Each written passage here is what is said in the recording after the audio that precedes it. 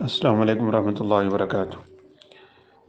ایک سوال ہے کہ رسول اللہ صلی اللہ علیہ وسلم جو سورہ آل عمران کی آخری آیات پڑھا کرتے تھے تو وہ کس وقت پڑھی جائیں؟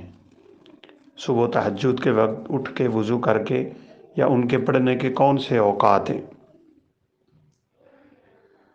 رسول اللہ صلی اللہ علیہ وسلم سے یہ ثابت ہے کہ آپ جب صبح بیدار ہوتے تو سب سے پہلا کام اٹھتے ہوئے آپ یہ فرماتے تھے کہ اپنی آنکھوں کو ملتے اور آسمان کی طرف اپنا چہرہ کرتے اور یہ آیات تلاوت کیا کرتے تھے: ان فی خلق السماوات والارض واختلاف اللیل والنہار۔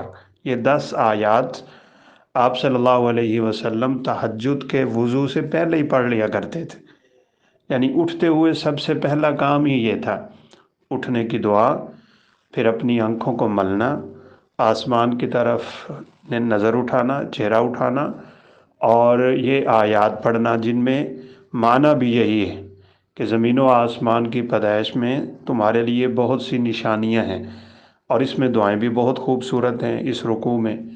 تو اسی حدیث سے علماء نے یہ استدلال بھی کیا ہے بغیر وضو کے قرآن مجید پڑھنا جائز ہے، تو لہذا اٹھتے ہی یہ کام کریں گے، اس کے بعد وضو ہوگا اور تہجد کی نماز ہوگی۔ واللہ اعلم۔ السلام علیکم ورحمۃ اللہ وبرکاتہ۔